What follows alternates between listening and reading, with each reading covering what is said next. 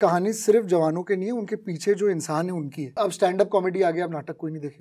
हमने कई सारी कहानियां देखी हैं जो जवानों पर हैं, देश प्रेमियों पर हैं, लेकिन जियो सिनेमा एक ऐसी कहानी लेकर आ रहा है जो कैडेट्स पर है, उनकी जर्नी पर है, और वो पर्सनल एंड प्रोफेशनल लाइफ कैसे अफेक्ट करती है, इसके बारे में आज हमसे बात करने के लिए यहाँ पर हैं आनंद तिवारी। तो सबसे पहले तो वेलकम, और हमें ये बताइए कि ये फिल्म, ये वेब सीरीज बनाने का सबसे पहले आइडिया कैसे आया, और जो इसमें कलाकार है उनको किस तरीके से सिलेक्ट किया गया। थैंक यू रुबीना, पहली बात धन्यवाद आज तक पे मुझे लाने का। रुबीना, ये कहानी सबसे पहले तो कहने का जो इंस्पिरेशन है वो इस बात से मिला कि ये कहानी सिर्फ जवानों के नहीं है, उनके पीछे जो इंसान है उनकी है। तो वो बड़ा यूनिक पर्सपेक्टिव था, उनके बारे में जानने की जिज्ञासा जो थी वो हमारे अंदर भी थी। एक किताब है बूट्स बेल्ट्स एंड बरे नाम की, जो अजीत अंधारे जी ने हमें दी कि हमें इस पे कुछ बनाना चाहिए। तो उस पर फिर अमृत मेरे पार्टनर हैं, अमृतपाल बिंद्रा, और मैंने उस पर सोच विचार किया। हमने इस पे दो बहुत अच्छे राइटर आए, आधार खुराना और सिद्धार्थ कुमार, क्षितिज नाम के एक डायलॉग राइटर हैं, वो आए। हमारी टीम से शायंतो, अजीत सर की टीम से मार्क, सोहम, इन सब ने मिलकर एक सेंस लिया कि कैसे इस कहानी को हम दर्शकों के लिए इंटरेस्टिंग बनाएं। तो इवॉल्व होती चली फिर कहानी वहाँ से। करते कराते एक ऐसे स्टेज पे आ गई जहाँ पे हमें लगा अब ये काफ़ी सॉलिड है। फिर हम एक डायरेक्टर हैं हमारे विश्वजॉय जी, उनको लेकर आए, और हमारे रिसर्च में जब हमने एक्चुअल जवानों से बात की, retired army officers, retired naval officers से बात की, उनके कैडेट्स के ज़माने पे उनकी कहानियों से बात की, उनको भी कहीं इनकॉर्पोरेट किया कहानी में, तब हमें समझ में आया कि ये जो कहानी हम कह रहे हैं ना, हमसे बहुत बड़ी है। जनरली आप जब कहते हो तो रिलेटेबिलिटी ढूंढते हो, वो इसके कण में है रिलेटेबिलिटी, पर इसका जो इंस्पिरेशन है ना, ये किसी भी स्पोर्ट्स या फैमिली ड्रामा या कोई भी अदर इंस्पिरेशनल स्टोरी से बहुत बड़ा है। क्योंकि हमारे जो कैडेट्स हैं, जो आगे चल के हमारे मिलिट्री ऑफिसर्स बनते हैं, जवान बनते हैं, ये सारे लोग जो हैं ये सुपर हीरोज हैं। तो इनकी ओरिजिन स्टोरी कहने का मौका अगर हमें मिल रहा है तो ये हमारे लिए बहुत बड़ी बात है।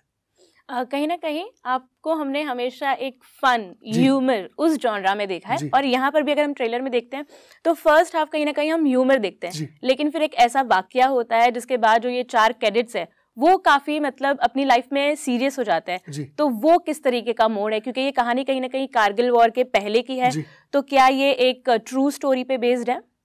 मैं इसे कहूँगा ये ट्रूइज्म पे बेस्ड है, यानी इसमें कई सारे वाकये ऐसे हैं जो हुए थे, पर उनको एक काल्पनिक रूप दिया गया है। इसलिए भी दिया गया है क्योंकि उसके अंदर का जो सार था ना, वो निचोड़ना बड़ा ज़रूरी था एक फॉर्मेट में लाने के लिए कैडेट्स में। पर मेरे लिए ह्यूमर जो है ना, एक बहुत इम्पॉर्टेंट चीज़ है। वो सिर्फ हमारे लिए नहीं, जो कहानी कहते हैं उनके लिए नहीं, इनफैक्ट अगर आप मिलिट्री वालों से भी बातें करें, वो सबसे ज़्यादा ह्यूमरस होते हैं। वो इसलिए ह्यूमरस होते हैं क्योंकि उन्होंने इतनी ज़िंदगी देखी होती है ना, कि आम तौर के जो प्रॉब्लम्स होते हैं उन्हें वो ह्यूमरस लगते हैं, क्योंकि उन्होंने कठिनाइयाँ कुछ किसी और लेवल पे देखी है। सो इसी तरह इस शो में जब आप इन कैडेट्स को देखेंगी तो वो बहुत सारी कठिनाइयों से गुजर रहे हैं। उनको जो ड्रिल्स दिए जा रहे हैं, उनको जो डिसिप्लिन किया जा रहा है, उनको जो टास्क्स दिए जा रहे हैं सेमेस्टर दर सेमेस्टर, पर उसके पीछे उस इंसान का जो ह्यूमर छुपा है, उस रिलेशनशिप का जो ह्यूमर छुपा है, कैसे उनकी दोस्तियाँ पनपती हैं, उन दोस्तियों की वजह से उनकी ज़िंदगी में क्या होता है, और फिर जब बात देश पर आती हो तो क्या होता है। तो ये जो एवोल्यूशन है, ये एक आम इंसान की ज़िंदगी में कभी नहीं आता। ये एवोल्यूशन सिर्फ और सिर्फ एक कैडेट की ज़िंदगी में आता है, जो उतने पास से देखने का मौका भी मिलना हमारे लिए बहुत बड़ी बात थी। पिक्चराइजेशन की अगर बात करें तो किन किन लोकेशंस पे आपने शूट किया है, कितनी रियल लोकेशंस इसमें तो इनफैक्ट हमने क्या किया इसमें, बॉम्बे सैपर्स करके एक जगह है पूना में, जो एक एक्चुअल इंस्टीट्यूट है, तो थोड़ा तो हमने वहाँ पर शूट किया, कुछ और पूना में इंस्टीट्यूट्स थे वहाँ पे हमने शूट किया। बहुत सारे ड्रिल्स जो आप देखेंगे इसमें, वो प्रिटी मच वैसे ही शूट किए जैसे वो होते हैं, क्योंकि ऑन सेट वहाँ पर इंस्ट्रक्टर्स थे जो वो ड्रिल्स डिज़ाइन करते हैं। तो ज़्यादा स्पॉयलर्स ना देते हुए, 2 बहुत इम्पॉर्टेंट मिशंस होते हैं, मॉक मिशंस, जो उनके सेमेस्टर एंडर्स होते हैं। वो बिल्कुल हूबहू वैसे डिज़ाइन किए हैं जैसे इन इंस्टीट्यूट्स में होते हैं। तो आपको एक बड़ा ही लिव्ड इन मौका मिलेगा हमारे कैडेट्स की लाइफ को देखने का करीब से। तन्ने के साथ आप पहले भी काम कर चुके हैं स्लम डॉग मिलियनेयर में। हाँ, तब साथ में काम करने का मौका नहीं मिला था, बट हाँ तन्ने को इनफैक्ट मैं जानता हूँ क्योंकि मैं जब वो स्कूल में थे तब मैंने जाके एक प्ले डायरेक्ट किया था, तो उनको मैं तब से जानता हूँ, वो छोटे से थे। स्लम डॉग मिलियनेयर, एक्टिंग का सफर और डायरेक्शन का सफर, प्रोड्यूसर का सफर कितना अलग है ये अपने आप में? बहुत अलग है। एक्टिंग में मैं वैनिटी वैन में बैठा रहता हूँ, लोगों पे गुस्सा होता रहता हूँ कि मेरी कॉफ़ी ठीक से नहीं बनी, और यहाँ पे मैं सबकी डांटें खाता रहता हूँ, तो बहुत फ़र्क है। वैसे लगता तो नहीं आपकी पर्सनालिटी को देख के कि आप बहुत डांटने वाले, क्योंकि कैमरा पे हमेशा नहीं, आप मेरे डायरेक्शन के दिन में आप कभी भी आ जाएं, आपका स्वागत है मेरे सेट पे, आप मेरा विराट रूप देखेंगी। नहीं, मैं कोशिश करता हूँ कि मैं अब गुस्सा कम हूँ, पर मुझसे रहा नहीं जाता। म्यूजिकल जॉनरा भी हमने आपका देखा है जो बंदिश बैंडिट्स था, इसके अलावा और कौन से हम आपको जॉनराज में आने वाले वक्त में देखेंगे? मुझे ना, मैं जब कंटेंट देखता हूँ तो मुझे हर किस्म का कंटेंट अच्छा लगता है, हॉरर से लेकर कॉमेडी तक, एक्शन से लेके ट्रू लाइफ इवेंट्स तक, ऐसा कोई कंटेंट नहीं है जो मैं नहीं देखता। मैं सिर्फ रियलिटी टीवी नहीं देखता, बाकी मैं सब देखता हूँ। तो मुझे तो सब कुछ बनाना है। मैं चाहूँगा कि ये धारणा जो है कि मैं सिर्फ कॉमेडी या म्यूज़िक बनाता हूँ, ये धारणा भी टूटे और मेरा और किस्म का काम भी लोगों को उतना ही अच्छा लगे। जैसे हमने इसके पहले कालकूट नाम का शो बनाया है जियो के लिए, तो वो भी बड़ा मज़ा आया हमें बनाने में। वो भी हमने अजीत अंधारे सर और उनकी टीम के साथ में कोलैबोरेट किया था। अब ये कर रहे हैं।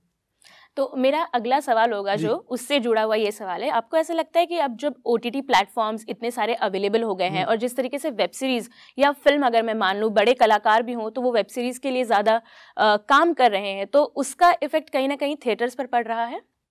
कतई नहीं। आप देख ही नहीं है थिएटरों में आजकल क्या हो रहा है। तो अगर कंटेंट आपका अच्छा है तो फिल्में तभी भी चलती हैं। तो बिल्कुल नहीं होगा, हम सब एग्जिस्ट करेंगे। मैं थिएटर यानी एक्चुअल थिएटर से आता हूँ, यानी नाटकों से आता हूँ मैं, है ना, हम नाटक करते हैं।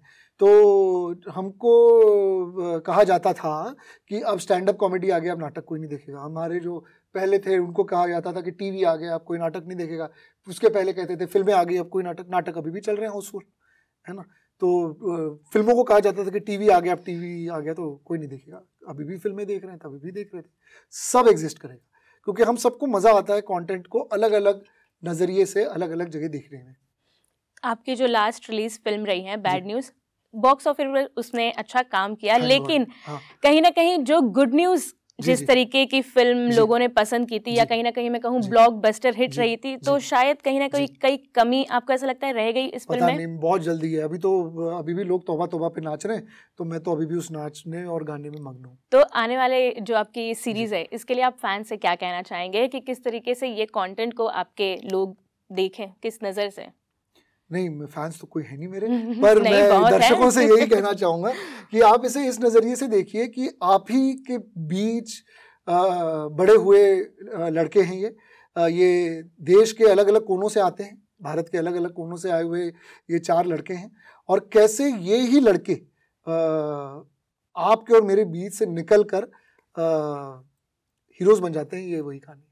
उम्मीद करते हैं ये वेब सीरीज लोगों के दिल और दिमाग पर बहुत अच्छी तरीके से हिट करे और हम फिर एक बार मुलाकात करें। धन्यवाद।